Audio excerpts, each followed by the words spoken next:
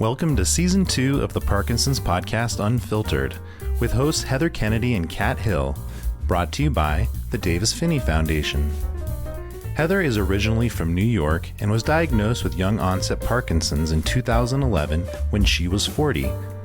Kat is originally from a small town in California and was diagnosed in 2015 when she was 48. Heather and Kat have been friends since they met at the World Parkinson Congress in 2019. In this season, Heather and Kat will be joined by Chris Kruger, a Davis-Phinney Foundation staff member who was diagnosed with Parkinson's in 2020 when he was 37. In each episode this season, Heather and Kat will dive deep into the raw emotion and realities of living with Parkinson's as they share stories and discuss questions they've received from people in the Parkinson's community. If you have a question to ask or story to share, please visit dpf.org/unfiltered. That's dpf.org/unfiltered.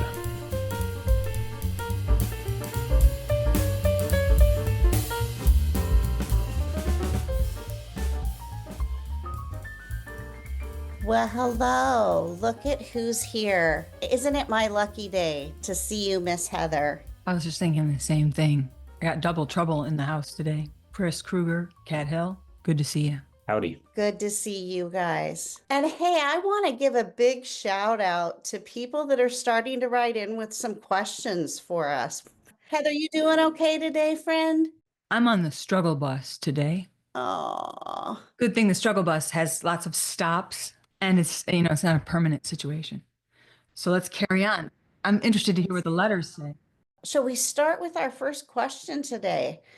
Let's hear it, Chris. Okay, so here's our first question for today's episode. This is a little bit of a long one, and for good reason, as you'll see.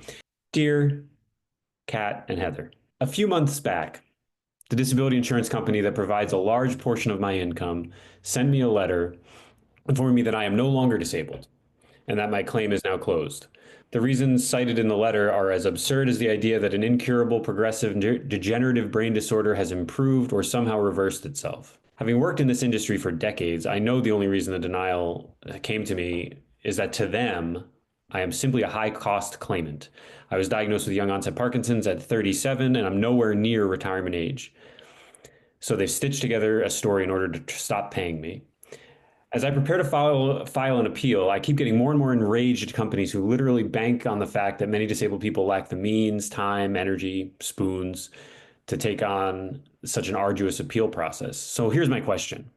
What advice would you give someone who has received a letter like this? Has this happened to other people with Parkinson's that you know? Is there any way I can share my experience with others to raise awareness? Thanks, DP. And all this time, I was under the impression that we had a legally enforceable social commitment to helping those with disabilities. Suddenly, there are people who are not MDs who can just say, bibbidi-bobbidi-boo, you no longer have a disability. Who knew? Yeah, this is a big, huge topic. And I don't know about you guys, but it gets my dander up and everything in between my stomach and the tip of my toes and the top of my head. Infuriating. Infuriating. DP sounds like a pretty well-informed consumer. It sounds like she's worked possibly in the insurance industry or something related.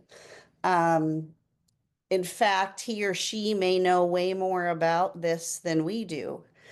But, and I think we should preface this today. I am not an expert on disability. I have my own experiences with it, and I've heard a lot from folks about this. Heather, have you had experience talking to people with disability that have some struggles? And I know a couple people personally that have had some of these same struggles.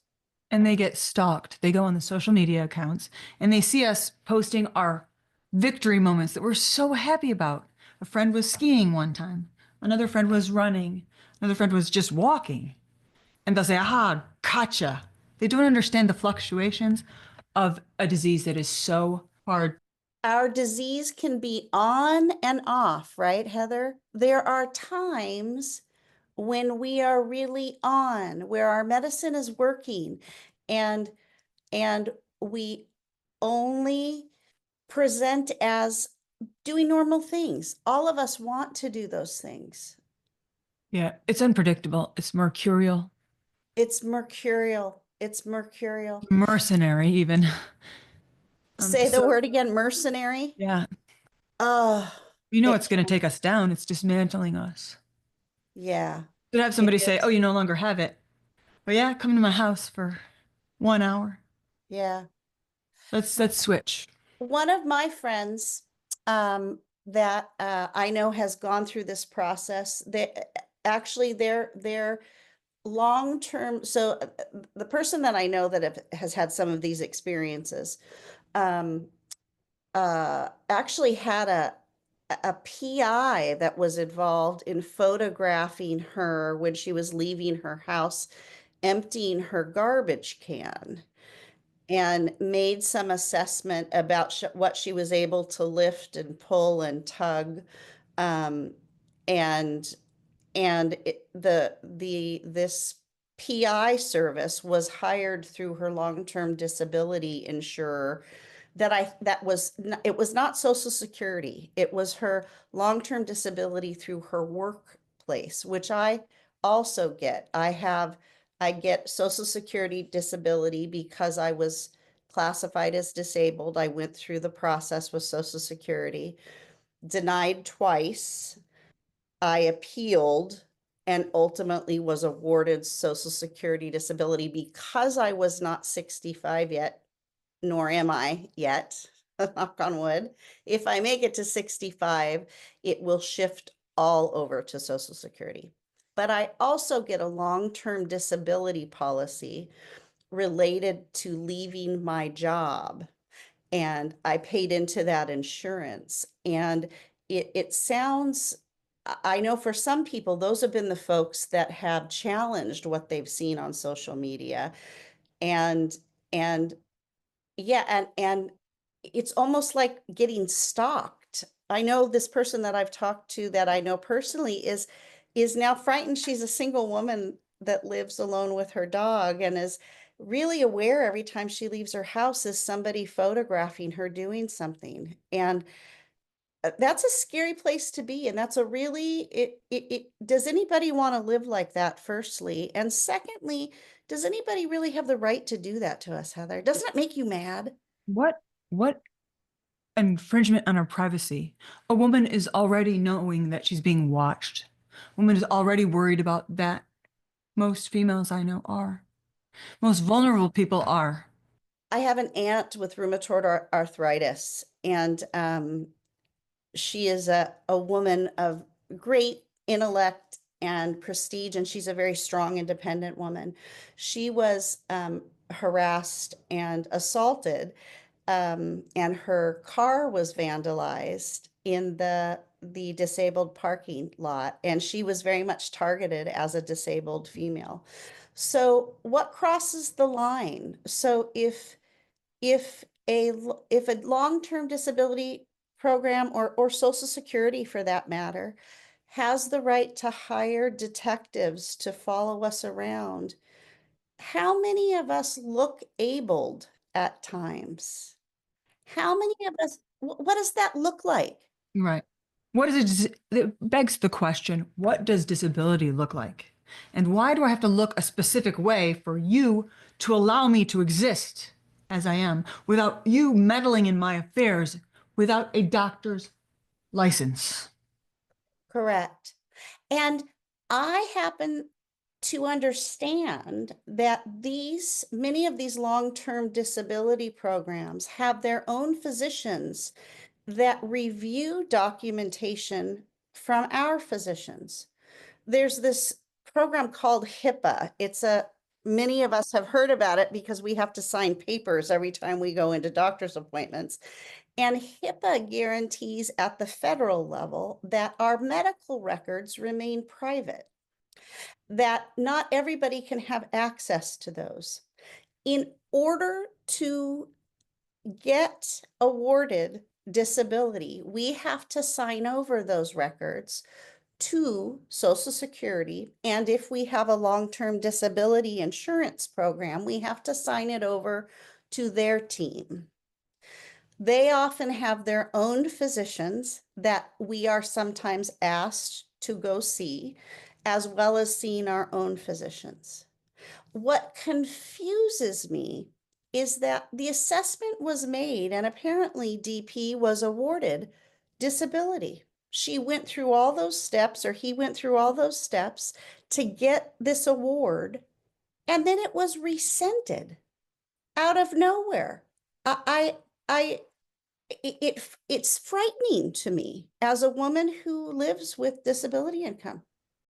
Yeah, so as I think about this, I think that this whole circumstance is so complicated. And while I don't like the idea of saying that, you got to lean on an expert on this, I think every story I've ever heard that is positive, at least for even a glimmer, about this situation with regard to getting disability coverage and maintaining it in the United States has involved somebody who has gotten support from a legal expert. And I think that's true for you, Kat, too, right? And not that that necessarily means you're going to be in the clear with this, and you're not going to hit any hurdles, but at least was involved in your story, right? So can you say a little bit about that? Yeah, I also really want to say that we are not attorneys, but I do think we are disability advocates. We can all say that, and I very much rely. So yes, to answer the question, Chris, attorneys were involved in my getting awarded Social Security. The reason that attorneys were involved for me was because my employer group paid for those attorneys, because my employer group, disability insurance, wanted me to qualify for Social Security disability. If I qualified for Social Security disability, the long-term disability payer does not have to pay me as much. Social Security disability takes over that payment. Basically, there's an award that I was eligible for. And because Social Security picks up 2/3 of that award, the long-term disability payer only has to pick up for me, about 1/3 of that award, and only till I'm 65. So it was in the long-term disability insurer's benefit to provide an attorney group to represent me. It is an arduous process to go through. It was an arduous process to go through the Social Security disability application process, even with an attorney group helping me. It's hard to get current statistics, but 78% of them were denied between 2010 and 2019. 78% denial. Yes. And And I know that I was denied twice. The attorney that I worked with said that Social Security disability cases are scrutinized at a different level if you're applying before the age of 50. There's probably good reasons for that, but it took me almost 2 years to win an award. I am very aware that I was privileged. Well, I'm not privileged to get Parkinson's. I was lucky to have a job that I had paid into long-term disability with, because they did help with my income. However, my monthly income is only about a quarter of what I made in my practice. So we're not talking about, for me, huge income. We still had a significant blow, but I felt grateful to get what I got. I'm concerned. I think about people like DP. I don't know if DP has a partner, but the two people that I know that have struggled with some of these issues are not partnered. What do they do for income? right. And if you don't pay into Social Security and disability, unfortunately, you have to have less than $2,000 to your name. I don't know where you can live on $2,000 total savings and everything. Oh yeah, But $2,000 total to qualify, right? Is that what you're reading? correct. Yes. But you can't have any more than that. This gets complicated too because there's actually two different disability programs from the United States government that are common, which are the SSI and the SSDI, one of them has the income or the resource consideration, and they evaluate your financial resources, and the other does not. They're just evaluating the disability. But this is another reason why I think really the answer here is that, and this is really unfortunate because this is not accessible to everyone. I think it's very important to get legal advice, at minimum advice, and if not, make a relationship with a lawyer to help with this process. And I do know that in many states, or okay, that's not true. At least in Oregon, where I live and where Kat lives too, there are organizations, law firms that specialize exclusively in this process, and there are caps regarding how much they can get from the back payments that you might receive.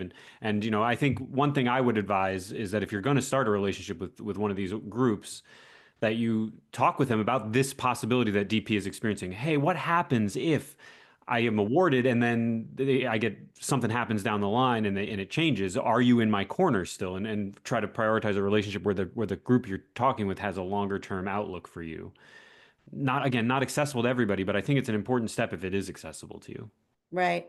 I would totally agree with that. And I think also from state to state, those laws vary. So DP, it sounds like DP is thinking or has already engaged an attorney. I can't remember, but attorneys were talked about, and I think that's vital. Just like I don't recommend people just give birth in their yards at home. I recommend they have an OB provider, right? So I think, and there are some free legal counsel around this too. I know that, but it's an accessibility issue, and DP brought this up. DP said, what about those, she's an informed, or he's an informed consumer. He or she worked for the industry. I mean, I would be terribly intimidated. And I worked for healthcare. I mean, you go to the office to talk to someone at Social Security offices, and it's nerve-wracking. Or the disability, Yeah. It's really nerve-wracking. You're very aware of how you're walking and how you're moving, and I can't control that. So, you know.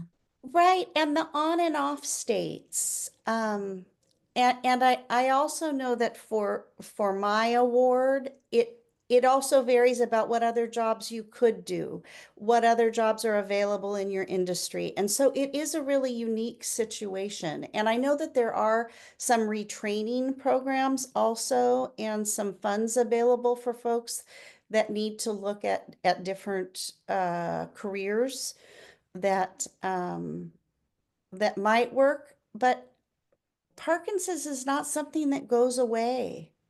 And just because we may be managing well in one moment, taking out our garbage or skiing, Heather, right? So are those things that disabled folks can't do? Are we saying that as a society? How does one get garbage out of one's house? Right.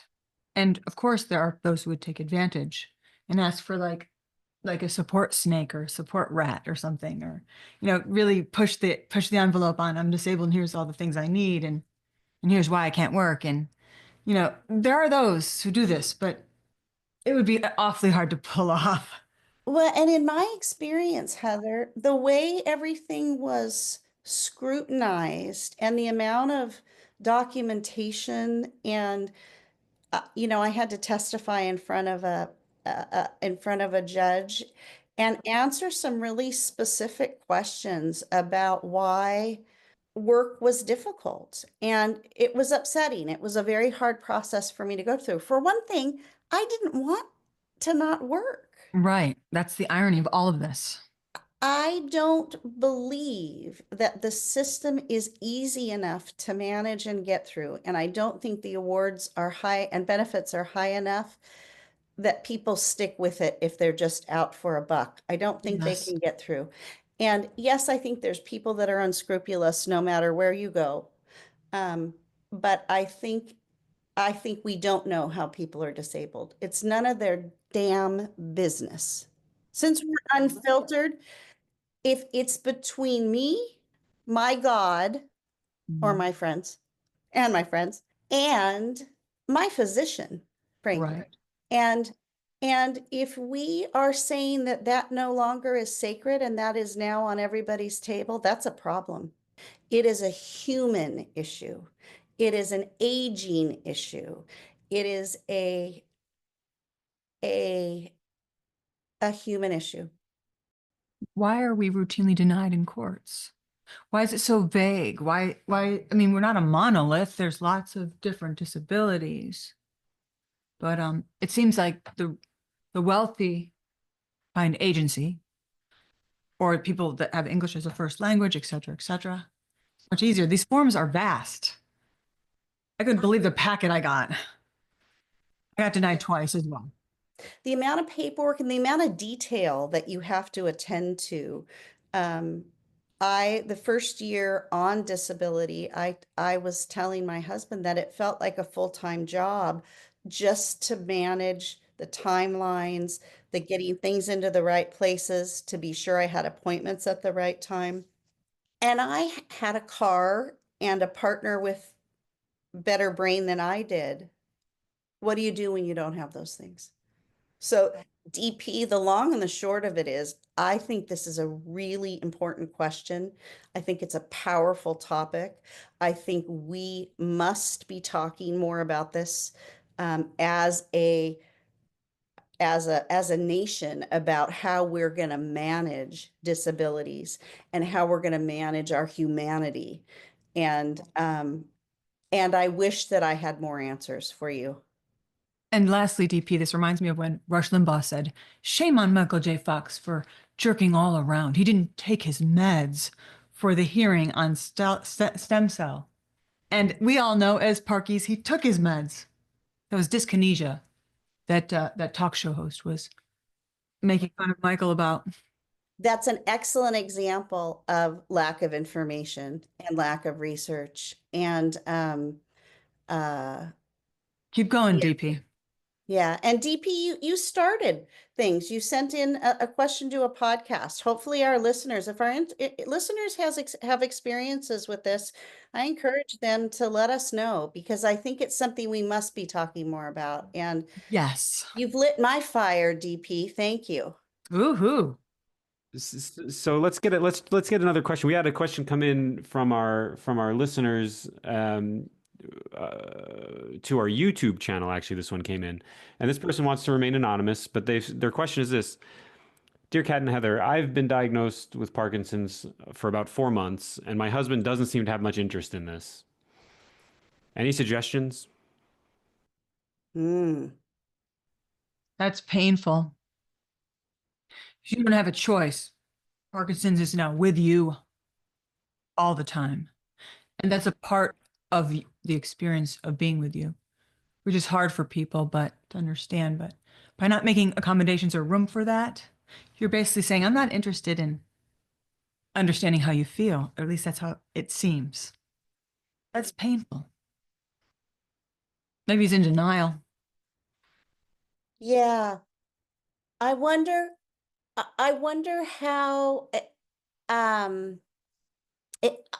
my initial gut, Heather, sort of says the same thing, that I wonder if it's taking them some time to understand and go through their own process, almost of grieving or of integration. But my real go-to is, I think it's got to be talked about and at least approached, that it's important to the writer to have some time to discuss it, because it will affect both of them, even if it's not affecting both of them right now.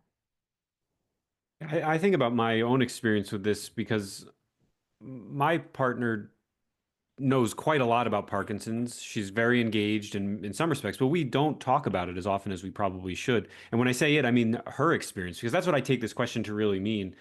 You know, I can't imagine that the husband in this story doesn't have interest.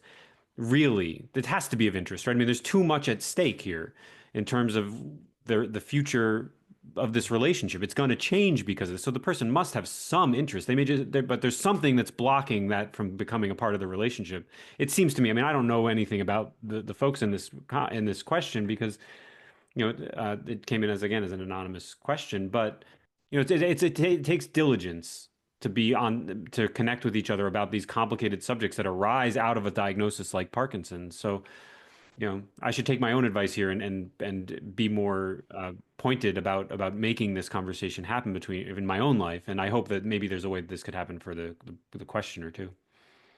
And speaking of, one of the kindest things someone ever did for me was a friend took the Davis Phinney Care Partner workshops and read everything they could on the Davis Phinney site and came to lunch with a shirt on and said, I'm learning all about how to be a support for you. Just That's a sobbed. beautiful thing. Yeah, that's important to note that there are resources for care partners specifically. And the Davis Phinney Foundation has quite a lot of them. We have a care partner manual, which this person could order, and it could appear on the coffee table. Maybe that's a good idea. Maybe it's not. Don't know the relationship. But there's also online resources. We have a care partner meetup, which this person's husband may want to. Maybe it's a good idea to recommend they sit in on one. You don't have to talk. You don't have to. You're not even on screen if you join these meetups. You're in the chat. You get to listen to some experts and some people with some deep experience talking about their experience as a care partner. And there's that. And then there's the care partner training program. So there's a lot of resources on our website that could help. But I think the first step is to figure out how to bring this subject up in a way that makes it draws attention to that it's a part of the relationship moving forward, and it has to be something that's considered together on some level. And I would really encourage you to think about how you have approached things in your marriage, other big things in your marriage. Certainly, this is not the first, nor will it be the last likely big thing that you will be faced with in a marriage. And I encourage you to make some space for that. And sometimes it's helpful if I have been married a little while. If any of you have listened to, 35 years I have been married, as of today, actually. And one of the ways that I tend to bring things up is in I statements. I am feeling scared about having this diagnosis. I am feeling worried that you don't want to talk about it. I really would like to talk about it. It's a safe way Yes. to open up a dialogue. And I do believe it's navigable. There's a long word, navigable. But if it feels too hard, there's people out there that can help you. There's, getting counsel from friends, from a pastor, from church members, from a support group, from a counselor, whatever. But don't give up on it. 4 months isn't very long into the journey. It feels long probably for you. Don't give up. You got to keep at it. And because it's not something they're experiencing firsthand, they may misunderstand. They may think, oh, they just shake a little. Just Parkinson's, right? It's just Parkinson's. Or they'll hear someone say, oh, my dad had that, or my grandfather, he's dead. You're like, whoa, it's a little different when you're a little younger and get it too. Just a tad different. I also think that there are many symptoms that I feel or experience that my partner can't see or doesn't understand. And I know that I've been guilty, Chris, sort of hearkening back a little bit to what you said about you and your wife, that if I'm not bringing it up and talking about it, it's hard for Ken to understand that I'm having pain or that I have a bad headache again, or not everybody has tremor, right? But you don't want to be a Debbie Downer, so you hold it in. Right. And then he doesn't know that you're experiencing that. And it's this Right. vicious cycle. And he can't read your brain. I know that's been a problem for Ken and I in these 35 years, that even though we think we know each other really well, I'm often wrong about what he's thinking or what that smile is or whatever. And I've learned to ask, because sometimes it makes me mad that his body language, what I think is a reaction, and it's really not. He's thinking about something funny the dog did, or how funny our kids would think that is, Or what's for dinner. Right. So, yeah. And I think I also want to share that is this a pattern in your marriage? And I'm not saying at all it is. I believe if you love each other enough, there's no hurdle that you can't overcome. And I think that maybe just today, after 35 years, we have a little track record. And we always say we sign on for one more year at the anniversary. You know, it's the reevaluative process. But I think you get better at it the longer you're married. I also think, though, that open communication is the only way it can happen, especially with the hard stuff. So one other thing I forgot to mention, the Davis Phinney Foundation has another resource that's very important. And Ken, when we were talking about Ken a couple minutes ago, that reminded me.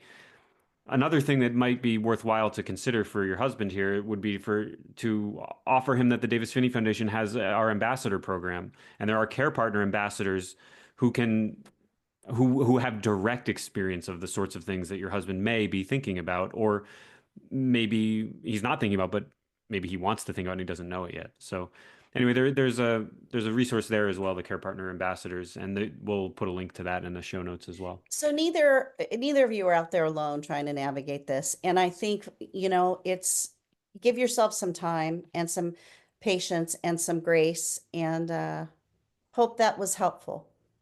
And I'd like to sneak one more question into this episode if we can. And this one is kind of focused to Kat a little bit. This comes in another anonymous submission here, but the person wrote in, "Dear Kat and Heather, I'm a nurse anesthetist. Young onset Parkinson's diagnosis when I was 42. I watched and listened to your podcast and learned that Kat worked as an advanced practitioner. I'm wondering how she transitioned to a different role. It'd be nice to hear a podcast about switching careers post-diagnosis, the options, and how it came about. Thanks." Mm.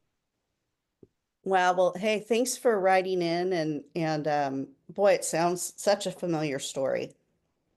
I will tell you that it was not emotionally, it was a really tough thing for me to know that legally, it wasn't safe for me to keep practicing because of the dystonia in my hands and difficulty with fatigue and coordination. And I felt like the safest choice was for me to step away from my nurse midwifery career. And I think the kind of crisis point came for me after a few weeks of laying on the couch and feeling sorry for myself and watching a lot of Netflix, was remembering that I had a son that had type 1 diabetes, and I had a choice. I could define myself solely by this new, diagnosis of Parkinson's, or I could get off my couch and live my life and make some other choices and kind of, practice what I had been preaching to him for 10 years, which is, you can be defined by your diabetes or not.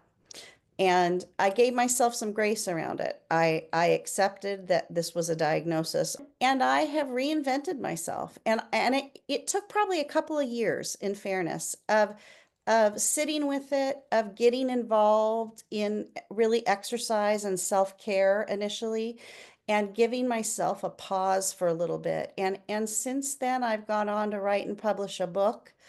I've been super honored to be involved with advocacy organizations. I'm updating my webpage, learning about branding. I absolutely don't have the cognitive skills, the multitasking skills, the dexterity skills to practice as a clinician anymore. I try to have grace around it and say it's somebody else's turn to do that, and it's my turn to focus on other avenues. And partly because I get some income from disability, that allows me to know that the bases are covered. I have food to eat and the lights are on. But we had to really reevaluate our lifestyle, but it can be done. What other things do you want to do? And how about you, Heather? I know for you, it was a big impact. You don't have a partner, and money wise, it does, it's hard. I did have a partner when I was first diagnosed, and that partner has continued to be very generous. So I've been able to, through him and lots of other things, and generous people in my family and unconditional love, be a person who volunteers exclusively. When someone's newly diagnosed, I'll often ask them and their partner to come and talk with me. We'll do a Zoom call. I can do this for free because I'm okay. But a lot of people don't have that luxury. Right. And Heather, we've both really right-sized our lives, though. You know, we've moved out of our big homes where we raised our kids. Um, I gave everything away. right, right. And and I think there's ways, I think being of service gets us out of our own heads. And so I'd really encourage you to think about what you want to do.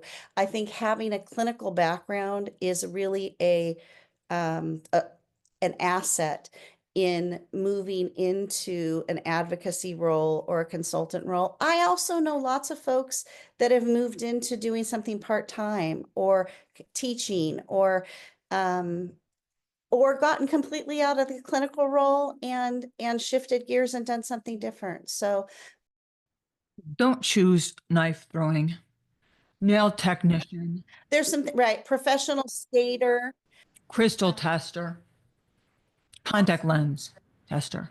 What was that, Kat? house painter. No, that's okay. It's fine. That's gross motor skills. Well, yeah, but you have to be on a ladder. A ladder. You said ladder. Painting things at waist height. Mhm. Yeah. So don't give up on yourself. You've got a lot to offer. And I'd love to someday host a support group for people with in healthcare fields. There's a lot of us out there that have Parkinson's, and I think it's a unique role, and you have a lot to contribute, is what I would say. So thanks for the question. I hope did I cover that, Chris? Did I check that box? Yeah, I think you did. I mean, obviously, it's a much more complicated story than the short version you gave us right here. But I think the point is, as I take your comments, the point of them to be that there's so many options, there's so many things to do, and especially when you have an advanced sort of understanding of a certain field, it might seem like that's both maybe not attainable because you've been so focused potentially, but there's so many options. And I think that I know so many people with Parkinson's who have taken on new challenges that they didn't ever think they might pursue. Sure.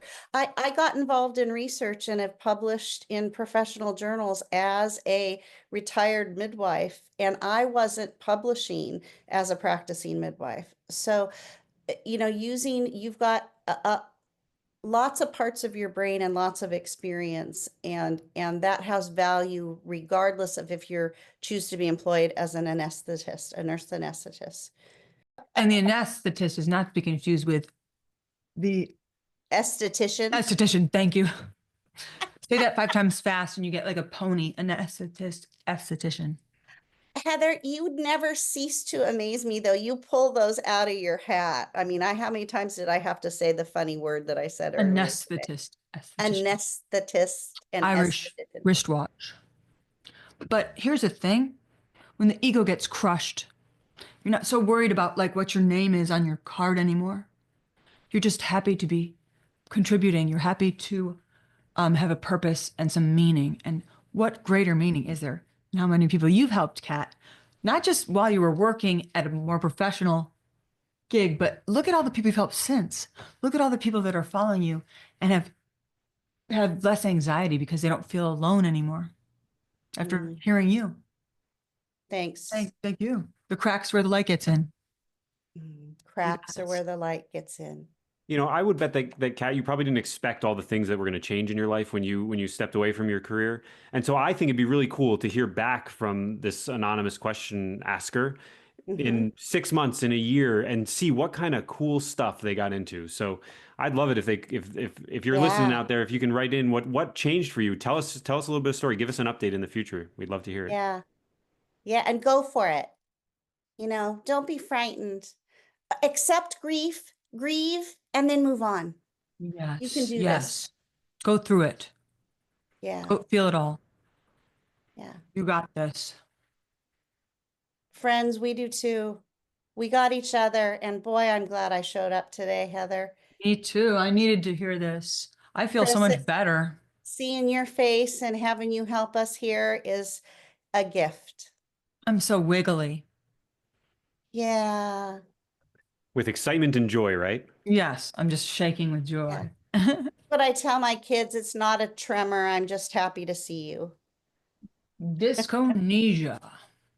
Well, This. I'm very happy to have spent some of this morning with you all, and I'm grateful for our listeners, and we'll be back with you very soon with another episode. Thanks for joining us.